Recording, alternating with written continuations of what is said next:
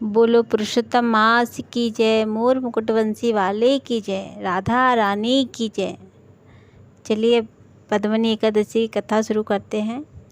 सनातन धर्म में पुरुषोत्तम मास के एकादशी व्रत अनुष्ठानों को धार्मिकता, नैतिकता और आध्यात्मिकता के त्रिवेणी स्नान की संज्ञा दी गई है। मनुष्य के आध्यात्मिक उत्थान की दृष्टि से पुरुषोत्तम मास में पढ़ने वाला एकादशी व्रतों को विशिष्ट महिमा हमारे शास्त्रों में है।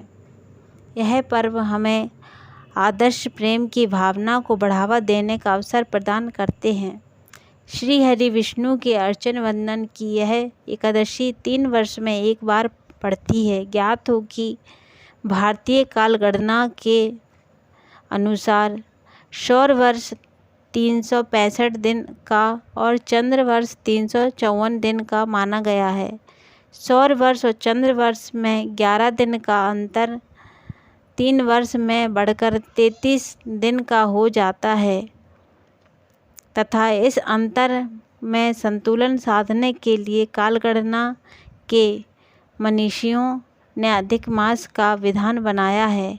आम बोलचाल की भाषा में मलमास के नाम से पुकारा जाने वाला इस अधिमास को आध्यात्मिक महत्व का बखान करते हुए दैनिक ऋषियों ने इसे पुरुषोत्तम मास और इस मास के शुक्ल पक्ष की एकादशी को पद्मनी एकादशी और कृष्ण पक्ष की एकादशी को परमा एकादशी का नाम से विभूषित किया है।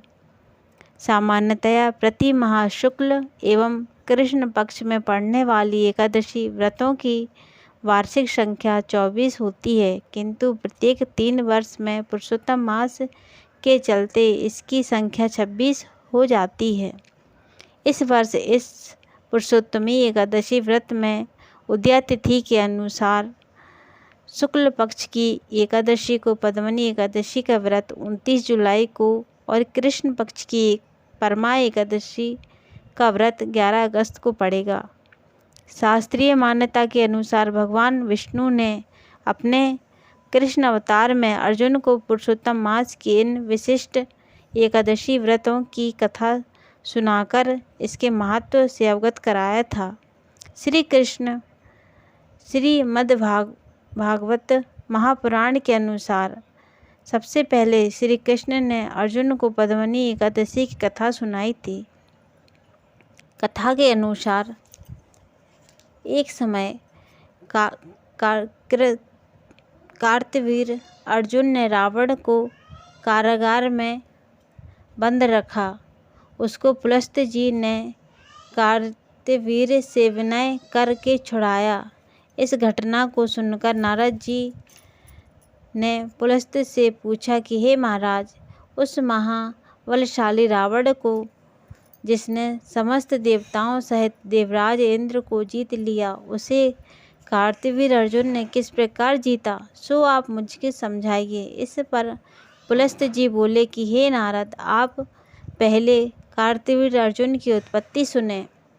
त्रेता युग में महिष्मती नाम की नगरी में कार्तवीर नामक एक राजा राज्य करता था। उस राज्य और राजा के 100 स्त्रियां थीं, परंतु उनमें से किसी के भी राज्यभार लेने वाला पुत्र नहीं था। तब राजा ने आदरपूर्वक पंडितों को बुलाया और पुत्र की प्राप्ति के लिए यज्ञ किए, परंतु असफल रहे।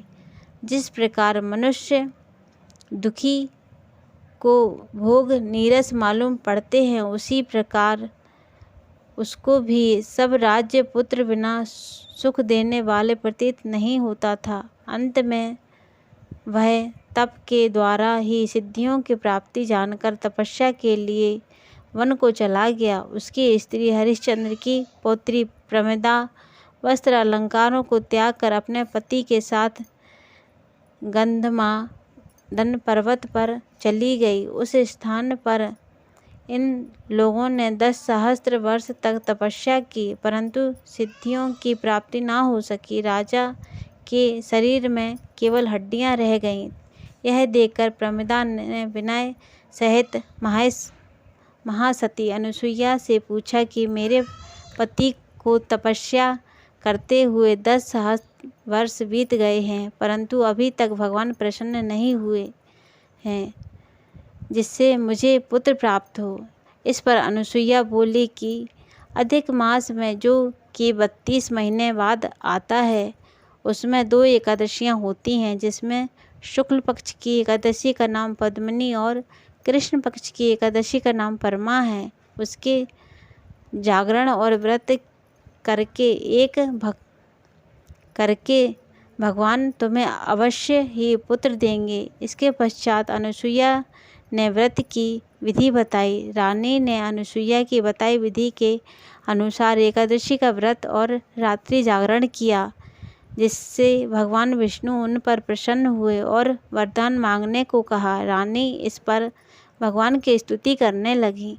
रानी ने कहा कि आप यह वरदान मेरे पति को दीजिए। प्रमिदा का वचन सुनकर भगवान विष्णु बोले कि हे प्रमिदे, मलमास मुझे अधिक प्रिय है, जिससे पद्मिनी एकादशी मुझे सबसे अधिक प्रिय है। इस एकादशी का व्रत तथा रात्रि जागरण तुमने विधि पूर्वक किया, इसलिए तुम पर अत्यंत प्रसन्न हूँ। इतना कहकर भगवान विष्णु राजा से बोले कि हे राजेंद्र, तुम अपनी इच्छा के अनुसार वर मांगो, क्योंकि तुम्हारी स्त्री ने मुझको प्रसन्न किया है।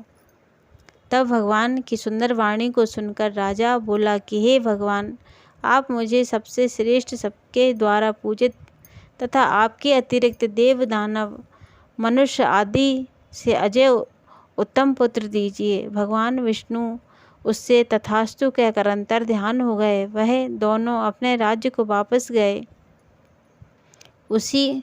उन्हीं के यहाँ कर्तवीर अर्जुन उत्पन्न हुए थे। वह भगवान की अतिरिक्त सबसे अजय थे। इसी से इन्होंने रावण को जीत लिया था। वह सब पद्मिनी एकादशी व्रत का प्रभाव था। नारद जी से इतना कहकर पुलस्त जी वहाँ से चले गए। भगवान बोले कि हे महाराज, यह मैंने अधिक मास की शुक्ल पक्ष की एकादशी का व्रत कहा है। जो मनुष्य इस व्रत को करता है, वह विष्णु लोक को जाता है। भगवान का वचन सुनकर युधिष्ठिर ने भी अपने कुटुंब सहित इस व्रत को किया। सूत जी बोले कि हे ब्राह्मणों, जो आपने पूछा था सो मैंने सब कह दिया। अब आप क्या सुनना चाहते हैं? जो मनुष्य इसकी कथा को भी सुनेगा वे स्वर्गलोक को जावेंगे। आपको कथा अच्छी लगी हो तो चैनल को सब्सक्राइब करिए, लाइक और शेयर। राधे राधे।